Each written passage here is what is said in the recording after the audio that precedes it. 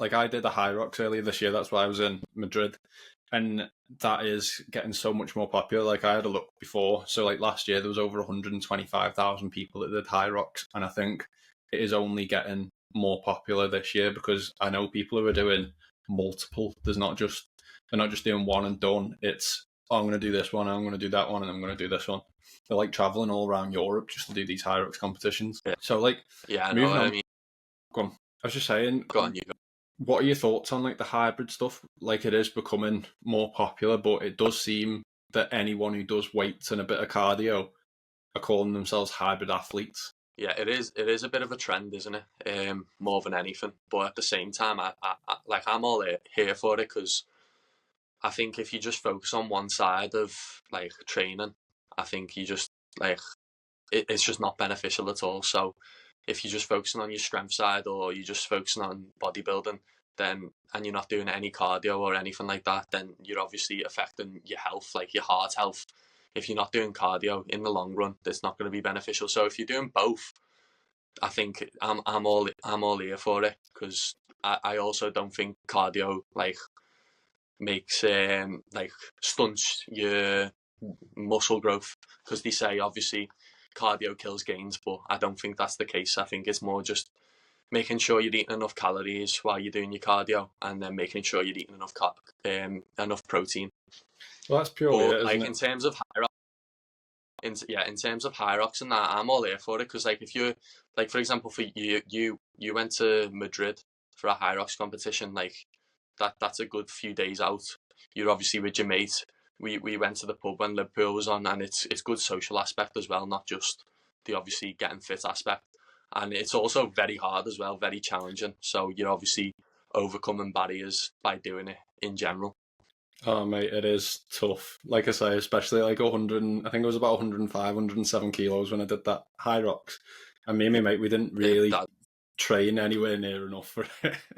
So come the day, like not only that, I'd had food poisoning the week before, and then the day before we flew out to Madrid. We were up at 3 a.m, so barely slept. Then we did 22,000 steps around Madrid, just mooching about, looking at stuff. And then had a crap night's sleep in the hotel and had to get up and do the Hyrox. So we really didn't have like the best prep for it, but we came out with a decent time. We know what we need to do for next time. We can defo get down towards like the hour mark of it with a bit more training and a bit of weight loss for me mainly. have you got any more in the future or? I haven't, no, but I said this on a solo podcast. I've found an event in Manchester which is like a collaboration between Just Row and the British Rowing organisation, and it's not like it's not a Hyrox sort of style event, but it's different to the standard rowing events. So like usually you'd enter, it'd be a 2,000 meter, a 500 meter, or like a relay. This one, you get like an hour time slot, and there's 4 workouts. So workout A starts at like 0 minutes on the clock. So it's a 4-minute row, then a 2-minute rest, a 3-minute row, 2-minute rest, 2-minute row, 2-minute rest, 1-minute row. And then, so that takes you, I think that takes you to 20 minutes. That's workout A. So you get like a score on that. Workout B and C are combined. They start at the 25-minute mark. So you get like a 5-minute rest. And then that is a 12-minute row for distance, but the first 3 minutes are taken as your workout B. So whatever distance you get in those first 3 minutes, you get a score on that, and then you get a score for the full 12 minutes. So then that takes you up to 37 minutes on the clock. So you then have like an 8-minute rest, and then at 45 minutes, it's a 1-minute flat out. So it's kind of like an endurance sprint event. It's not a standard event. It's similar to Hyrox in the fact that it is like more of a hit session. So I'm half tempted to do that. That's 5 weeks today. But what I'm doing literally after this podcast, I'm going to go and do it at the gym and see how I get on and go from there, really. So yeah, we'll see. I mean, I haven't Hyrox before, but I do like it looks fun. I'd like to do it, to be fair. Obviously, I'd need to educate myself more on obviously the exercises and stuff, and I'd also need to get a lot fitter because right now I'm definitely not fit enough to do it. But in the future, I'd definitely do it. I mean, Yeah, the exercises aren't that bad. Are they not now? The exercises Yeah, I think you'd be sound with the exercises. It's the running that does you in because it is constant. Like there's no rest. So you start off with the run, you're straight into one exercise, you're straight back out for a run. There's no time to rest. Like, I mean, me and my mate did it in a pair, so you do get a tiny bit of rest whilst they're working, but it's not really enough to recover at all. And it's just like an I hour wouldn't or mind the so. run. Yeah, I If wouldn't you're a mind good the runner, running. I yeah. don't mind. I mean, I'd say I've got the genetics of a runner because like both my mum and dad did marathons and stuff, so like Right.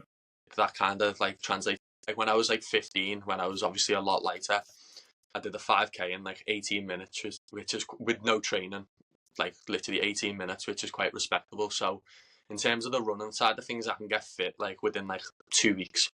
So I think I'd enjoy it, to be fair. Back in the day, I used to be good at running. I'm not bad, like for my size. Like yeah, I can still run. Like I can comfortably go and do like a sub 25-minute 5k now. But like you say, when I was younger, yeah, I could do like a sub 20 or 20-minute 5k, no problem. But now being like 6 stone heavier, it's a little bit more difficult. Take its toll. Like, I mean, I definitely know myself. Whenever I get past like whenever I get past 5k, I do start feeling it. But then again, with the running side of things, like you said with the hybrid athlete, it's just mostly your running side of things are quite low intensity, so you're not meant to be going full out for like 10k. It's 80% of it's meant to be quite low intensity, slow running, and then obviously you got your 20% of like intervals and fast training. So the like I don't know, it's something different for everyone who goes to the gym, because I've noticed the gym can get quite stale in terms of when you're just moving away from point A to point B. And like, for example, for you, you've been doing it for however many years, 12 years. Nearly, 12 and a half years, yeah. And there's only so many different exercises you can do for each muscle group. Like there's only so many incline presses you can do for chest, or there's only so many chest flies, until it is just repeating yourself for years and years and years. So just adding that aspect of like cardio, of running, like getting new PBs, the Hyrox, whatever it is, that competitive side, I think it's refreshing. That's purely why I started doing like the sprint triathlons and stuff. I did a half marathon a couple of years back as well. Stupidly didn't train really for that either, but my aim was a sub 2 hour and I got a 1:58, so I was pretty happy. But yeah, it's like you say, you do just cycle through exercises. Like I've always been my own PT. I've never had a PT, mainly because of I know what I can do in terms of my injuries and stuff like that. I know my body best, obviously, and I just don't need the commitment, to be quite honest, to go to a PT. Or I don't feel like I need one either, to be quite honest. But yeah, it is just switching up those same couple of exercises for each body part, each sort of training phase, and I do prefer now training towards events and having that sort of specific short-term goal. That is partly one of my issues, is the fact that I sign up for these events like with 8 weeks worth of training, and then I end up going on holidays in between as well. What I mean, it's a challenge, and it just keeps you focused, because you can easily lose motivation. I mean, motivation goes up and down, but like you can easily lose focus. So it's just putting your focus back onto something and keeping it refreshing and keeping it new. Yeah, with the hybrid stuff though, my only sort of gripe I have with it is the hybrid athlete thing is you're not an athlete, you're just a person that does weightlifting and functional training. Like, where's the athlete come from? Like, you're not sponsored, you're not doing it for anyone. Like, why do people have hybrid athlete in the bio? Like, I'm all for you know, pushing through training and doing whatever, but please don't call yourself a hybrid athlete. Nah, I get that too. It's just, you're literally just a person who likes to train and likes to keep fit. Yeah, it's like me playing Saturday League football. I don't call myself a footballer. Yeah, that's true. Yeah, it is. You've got to put. Yeah,